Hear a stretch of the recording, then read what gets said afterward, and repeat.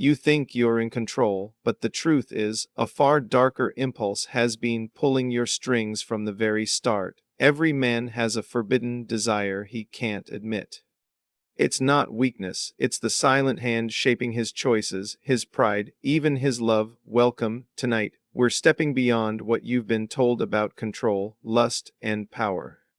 If you've ever felt the pull of something forbidden, stay, this is for you. Like this video, subscribe if you're ready to see the dark truth most men never face. Take a slow breath, let's go deeper. I want you to think about that feeling.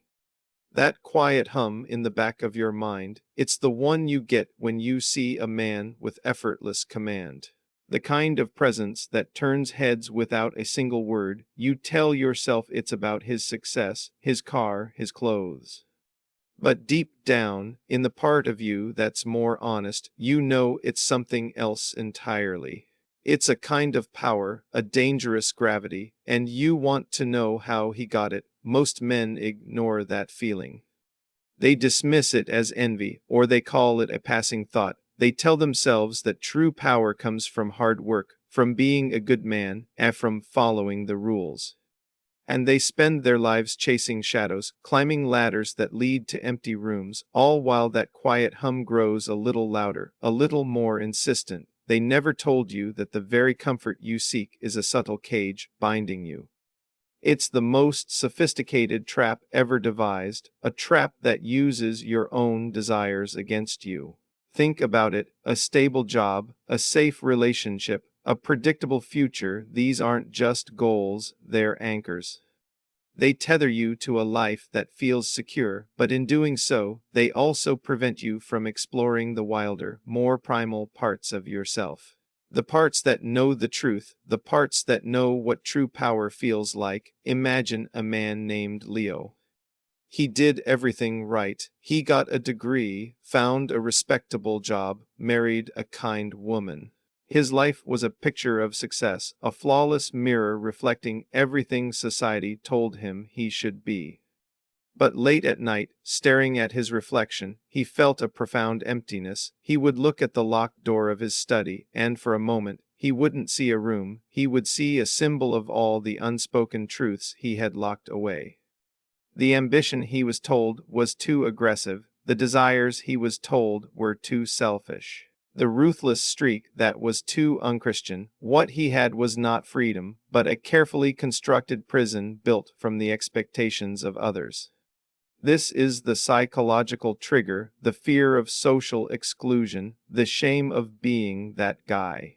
The guy who isn't a team player, who wants too much, who doesn't follow the unspoken social contract. It's a fear so potent it can make a man bury his true nature alive. What feels like freedom is actually a silent master designed to keep you trapped in a loop. A loop of seeking more, but never finding it. Because the thing you're looking for is the very thing you've been conditioned to run from. The flickering lights in that quiet room, the silent hum of your own heartbeat in the dark, they are not just ambient noises. They are signals, they are the sounds of your subconscious trying to break through the narrative you've been sold. They're telling you that the world is not what it seems, that what people say they want is rarely what they actually want. That there are unseen forces at play, hidden motivations and primal desires that dictate everything from a handshake to a marriage. Most men don't realize the comfort they cling to is a deeply unsettling truth keeping them blind. They believe that if they are good, if they are kind, if they are fair, the world will reward them. But the world doesn't care about your intentions, it cares about your actions, and more importantly, the psychological forces behind them. The man who truly understands people doesn't need to be loud or aggressive. He just needs to listen, not to what they say, but to what they're trying to hide. The journey we're about to take together isn't about becoming a better person in the traditional sense, it's about becoming a more truthful person. It's about facing the parts of yourself you've been told to suppress so you can finally see the world as it truly is. We are going to explore the shadows, not to live in them, but to understand what they conceal. We're going to open that locked door and see what's inside, but that's only the surface. The real danger hides deeper. We left off on the surface, a place where most men are content to stay, but you're not most men. You felt that quiet hum, that unsettled feeling. Now, it's time to follow it. It's time to move past the neatly manicured lawn of your comfort zone and into the overgrown garden where the real truths are buried. Most men don't realize their quiet fears and insecurities are the secret conductors of their ambition. They think they're chasing success for money, for status, for respect. But that's just the story they tell themselves and the story they want others to believe. The deeper, more unsettling truth is that they are running from something. They are running from the person they were told they should never become. The weakling, the coward, the one who wasn't good enough. Think about the guy who works 60 hours a week, who sacrifices sleep and family time, all to get that promotion. He tells you it's for his kids, for their future. He genuinely believes it. But watch his eyes when he sees a younger, sharper colleague get praised. See the flicker of panic. That's the shadow speaking. That's the little boy inside him, terrified of being left behind again, terrified of being called a failure. His ambition isn't a noble pursuit. It's a frantic escape from an old wound. This is the key to analyzing people. Stop listening to the monologue they're performing for the world and start watching the silent movie of their actions. The real motivation isn't in their words, it's in their movements. The man who boasts the most about his conquests is often the one most afraid of his own loneliness. The woman who is a fixer for everyone else's problems is usually running from a core problem within herself she doesn't know how to fix.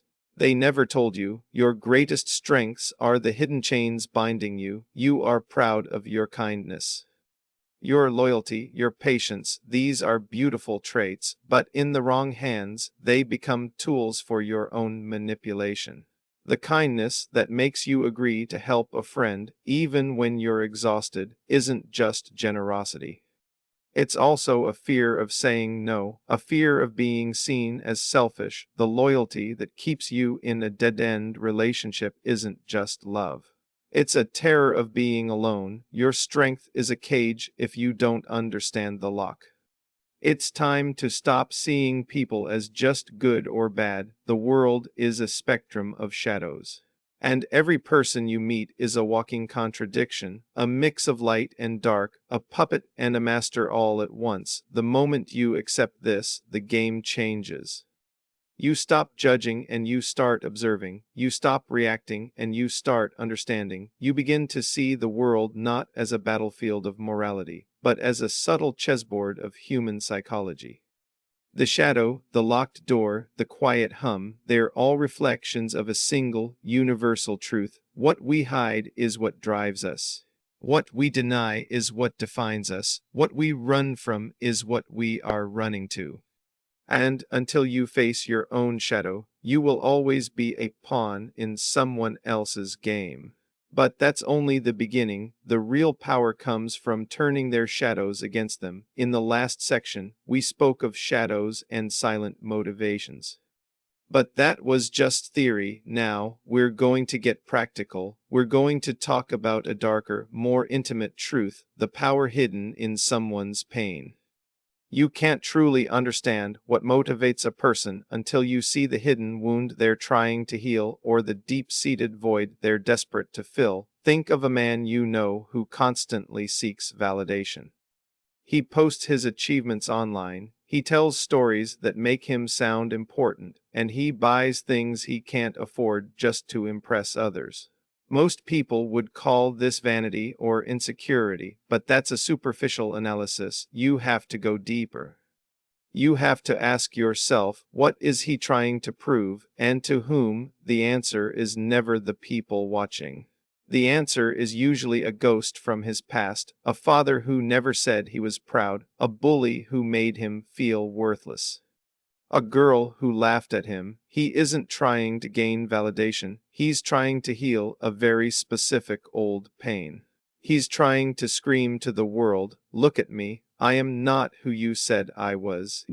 They never told you your greatest strengths are the hidden chains binding you, the things you are most proud of, the things you believe make you a good person, are often rooted in a deep fear of being the opposite.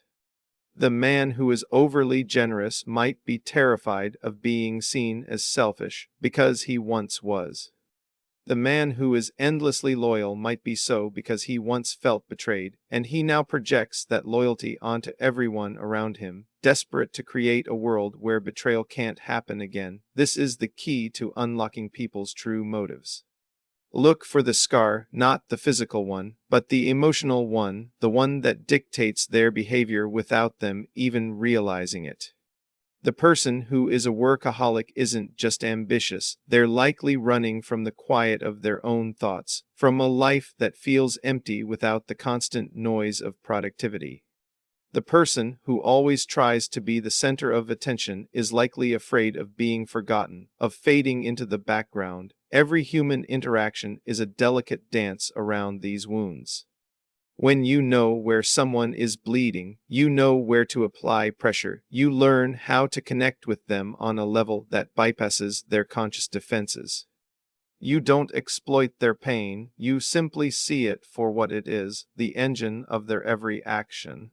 You stop seeing them as a collection of choices and start seeing them as a chain of reactions. The symbolic motif here is the mirror. Most people look in a mirror and see the person they want to be. They see the smile, the confidence, the success. They never look deeper. But if you stare long enough, if you look past the reflection, you'll see the shadow self, the wounded child, the desperate man. And once you can see it in yourself, you will begin to see it in everyone else. But that's only the beginning. The real power comes from turning their shadows against them. Last time, we looked into the wounds that drive people. Now, we're going to discuss something even more insidious, the currency of your weakness. They never told you that the weaknesses you hide are a powerful currency, one that others can use to manipulate or control you without you ever knowing. Think about a man named David. David is a people pleaser. He's kind to a fault, always offering to help, always the first to volunteer. Everyone loves David. They call him a good guy, but what they don't realize is that David's kindness is a weakness he's afraid to face. He is terrified of being disliked, of being seen as selfish. His kindness is a defense mechanism. It's a payment he makes to the world to ensure he remains in their good graces, and people, whether consciously or not, can smell this on him. They know they can ask David for a favor he can't refuse. They know he's a safe bet. They're not being cruel, they're simply spending the currency he's so willing to give away. Most men don't realize this. They believe their flaws are just personal failings, things they need to fix or hide. But in the world of human psychology, there are no flaws, only levers. A man's insecurity isn't a bug in his system, it's a feature that allows others to access his core programming. His need for approval, his fear of conflict, his desire for validation, these are all open doors. They are the keys to his locked room, and he's handing them out to everyone he meets. What feels like freedom is actually a silent master, a profound deception. The freedom to be a nice guy, and the freedom to be the cool boss, and the freedom to avoid confrontation. This is not freedom at all, it's a quiet prison of your own making, built from your weaknesses. It's a self-imposed cage that keeps you from ever truly challenging yourself or others, because the moment you do, you risk losing the very thing you've worked so hard to maintain, a curated image, a pleasant facade. The symbolic motif here is the shadow. Every weakness you hide casts a shadow, and in that shadow, a hidden dance is taking place. A silent negotiation where others are learning your vulnerabilities and you, in turn, are giving them the power to control you. They learn that you fear rejection, so they use subtle disapproval to keep you in line. They learn that you crave praise, so they use empty compliments to make you work harder. They aren't evil, they are simply human, responding to the signals you are broadcasting. This is not a condemnation, it's a realization. A quiet, unsettling acceptance of the fact that the things you fight hardest to hide are the very things that own you. The desire you think you've buried, the one for power, for control, for something more, is the one that is truly calling the shots. But that's only the surface. The real danger hides deeper. We've explored the hidden wounds and the currency of your weaknesses. Now, it's time to turn that lens outward and talk about a deeper, more unsettling truth, the mirror of desire. The things you envy most in others are not a sign of their success, but a reflection of the forbidden desires and unfulfilled potential you've locked away inside yourself. Think about a man you know who constantly talks about a friend who got lucky. Maybe he's successful, or he has an incredible partner, or he travels the world. Your friend says he's happy for him, but there's a bitterness in his voice, an edge of resentment. Most men would call this simple jealousy, a basic, ugly emotion. But that's a surface-level analysis. You have to go deeper. The envy isn't really about his friend.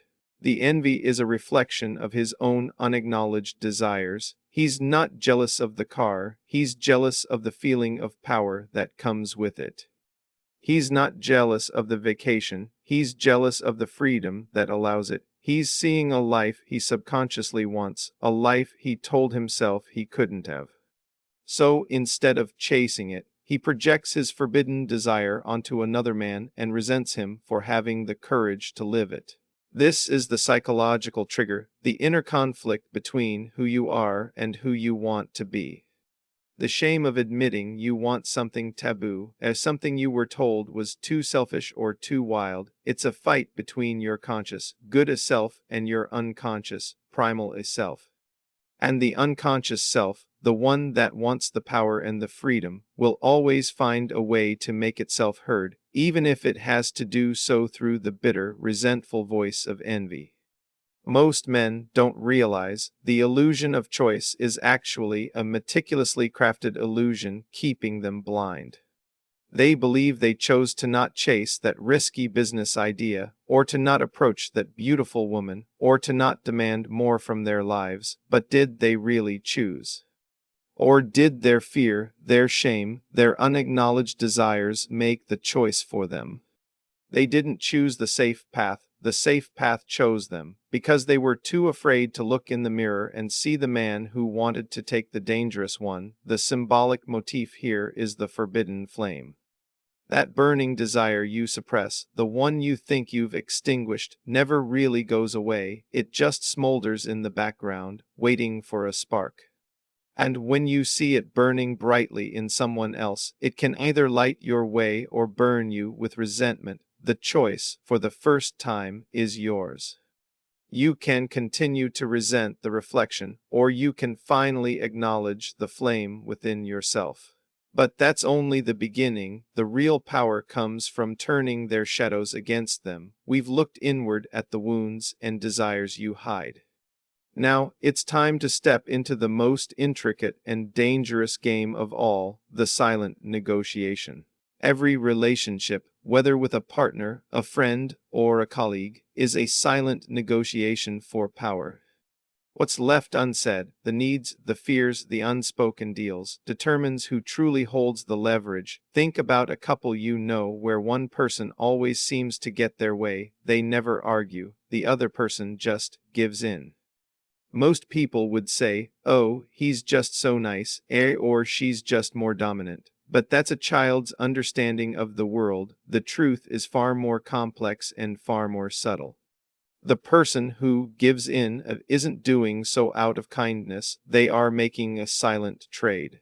They are trading their small desires for something they crave more deeply, peace, security, or the approval of their partner.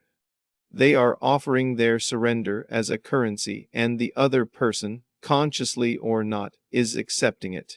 Most men don't realize the comfort they cling to is a silent prison. They believe that avoiding conflict is the path to a happy relationship.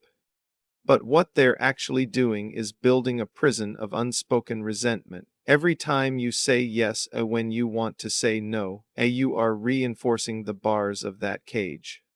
You are signaling to the other person and to yourself that your desires are secondary. You are giving away your leverage, one small, kind act at a time.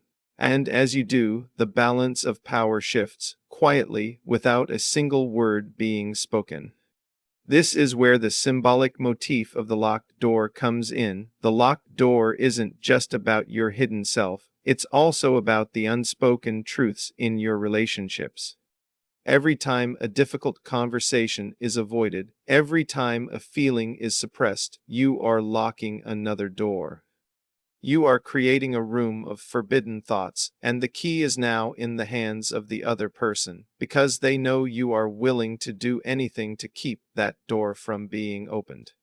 What feels like freedom is actually a meticulously crafted illusion, the freedom to not fight, to not challenge, to not stir the pot. That's not freedom, that's a carefully managed state of quiet control. A piece bought at a very high price, the price of your authentic self. The man who truly understands people knows that every interaction, every exchange, every silence is a chance to read the other person's silent contract. He doesn't need to be loud or aggressive, he just needs to listen to what isn't being said. But that's only the surface. The real danger hides deeper. We've navigated the silent negotiation of relationships. Now, we're going to discuss the ultimate form of power, something most men will never possess, the burden of the unseen. The most powerful men aren't the ones with the most overt strength, but the ones who have mastered the art of leveraging the unspoken desires and insecurities of others. Think about a powerful leader you know. He might not be the loudest person in the room. He doesn't need to be. He has a quiet confidence, an effortless gravity. When he speaks, people lean in. Most men would attribute this to charisma or a strong personality, but that's a naive analysis. The truth is he has done his homework. He has spent time listening, not just to words, but to the silences between them. He has identified the needs, the fears, and the ambitions that people are too afraid to voice. They never told you your greatest strengths are the hidden chains binding you. Most men, when they want something, go directly for it. They ask for the promotion, they state their needs, they are transparent.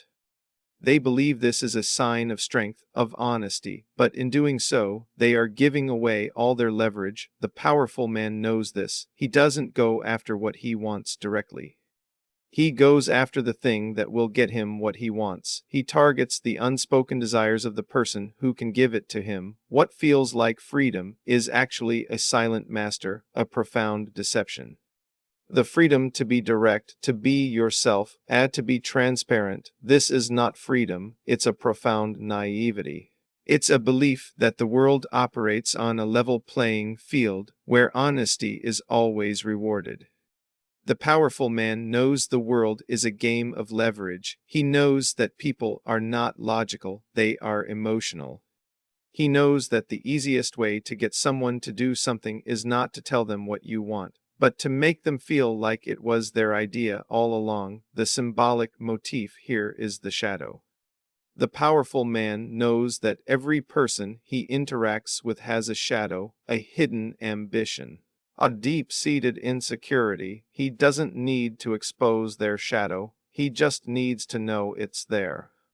And by simply acknowledging it, by speaking to it in a subtle, unspoken way, he gains a profound influence. He doesn't need to manipulate, he simply needs to be the person who understands what others are truly looking for. This is not a dark art. This is simply a deeper understanding of human nature, an uneasy acceptance of the fact that people are often driven by forces they themselves don't understand. And when you finally see these forces for what they are, you stop seeing people as opponents and start seeing them as systems. Systems with inputs and outputs, with levers and pulleys, all of which are there for you to observe. But that's only the beginning. The real power comes from turning their shadows against them. We've talked about observing others' shadows and unspoken desires. Now, it's time to move from observation to influence. We are entering the territory of the puppet master. What feels like connecting with someone is often a subtle dance of influence, where you learn to pull the strings of their deepest motivations without them ever feeling the tug. Think of a time you were persuaded to do something you didn't initially want to do. The person didn't order you. They didn't threaten you. They probably just spoke to you in a way that made their idea feel like it was your idea all along.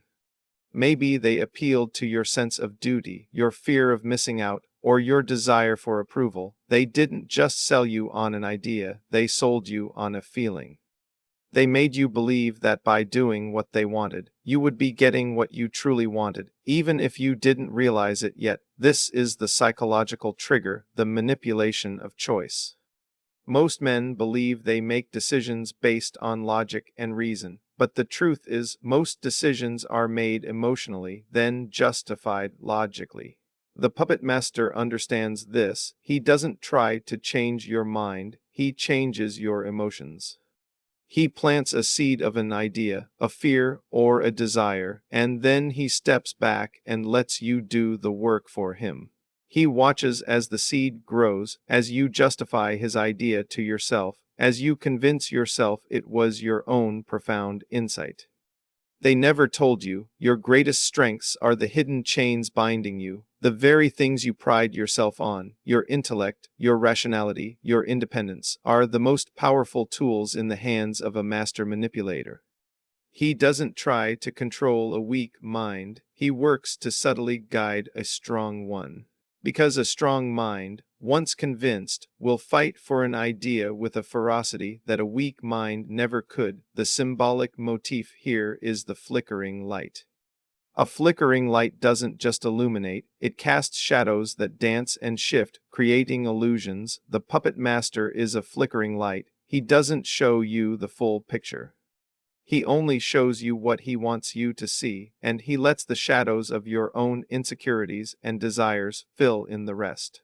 He doesn't have to be a master of deceit. He just has to be a master of omission. This is not a call to be a villain. This is an invitation to see the game for what it is, to recognize the strings before they are pulled. To understand that the world is full of people who are either consciously or unconsciously trying to influence you. And once you can see it, you can't unsee it. You are no longer a puppet. You are a puppeteer. You now have the choice to either play the game or walk away from it. But that's only the surface. The real danger hides deeper. We've learned to see the strings, to understand the dance of influence, but this knowledge comes with a price. Tonight, we're going to talk about that price, the price of true sight. When you finally see the hidden machinery behind people's actions, the world becomes a quieter, more predictable place, but the loneliness of that knowledge can be a heavy burden. Think about a moment in your life when you saw through someone's facade. Maybe it was a friend who pretended to be happy but was clearly struggling. Maybe it was a colleague whose generosity was just a mask for their ambition. For a moment, the illusion shattered. You saw them not as a person, but as a collection of their fears and their wounds, and in that moment of clarity, a strange feeling emerged, a sense of profound isolation. You couldn't go back to the way things were. You couldn't unsee the truth. Most men don't realize the illusion of choice is actually a silent master. They believe that ignorance is bliss. They tell themselves it's better to be a good person than to be a cynical one, but that's a choice made from a place of fear. The man who chooses to be a good person, in the traditional sense, is often choosing to be a pawn. He is choosing to remain blind to the psychological games being played all around him, and in doing so, he is choosing to be the victim of a world he doesn't understand. What feels like freedom is actually a meticulous illusion.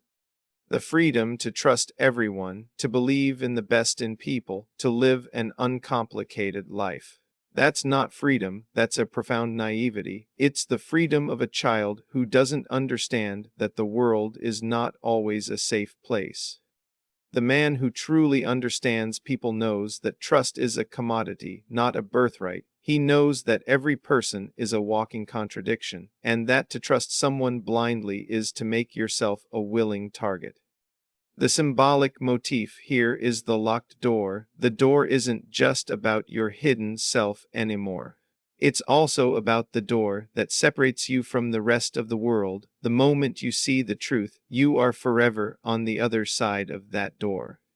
You can still interact with people, you can still have relationships, but you will always have the knowledge that what you see is not all there is. You will always hear the quiet hum of the shadows, and you will know that everyone else is walking around in the dark. This is not a condemnation, this is an uneasy acceptance, an understanding that once you have true sight, there is no going back. The world becomes a more quiet, more predictable, and in many ways, a more lonely place. But in that quiet, there is also a profound sense of clarity, a sense of peace that comes from no longer being a pawn. You are no longer in the dark. But that's only the beginning. The final game is yet to be played. We've walked through the shadows. We've seen the strings, the wounds, the silent negotiations. Now we arrive at the final destination, the final game. The ultimate game isn't about winning, but about understanding that the game itself is the real source of power, and only by seeing the board for what it truly is can you ever be free.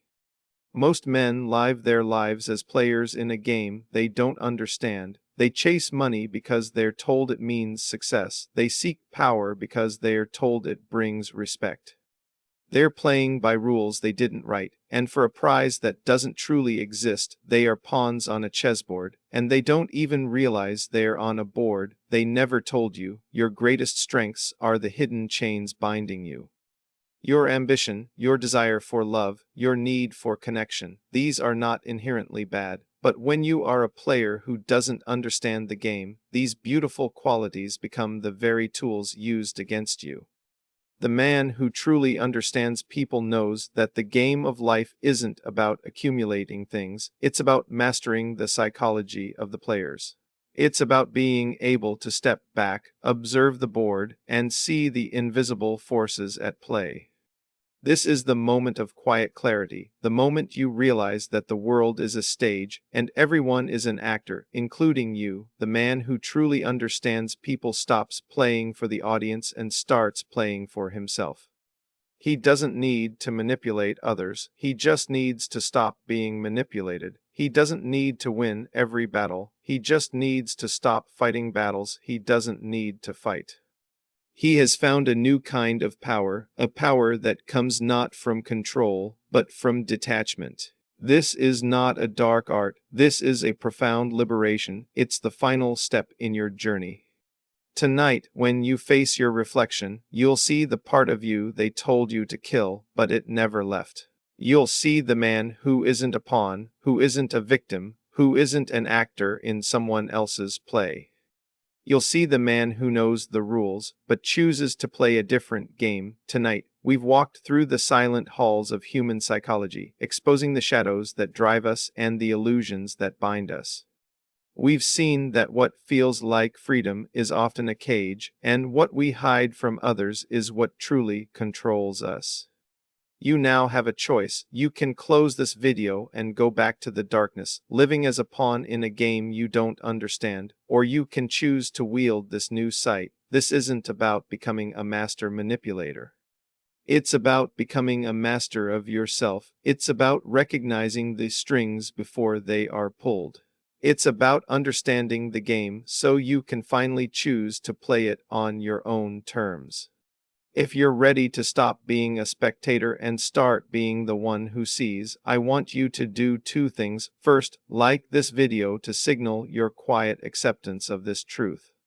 And second, subscribe and hit the bell icon so you don't miss our next chapter, where we will dive into a new forbidden truth that will change the way you see power and desire forever.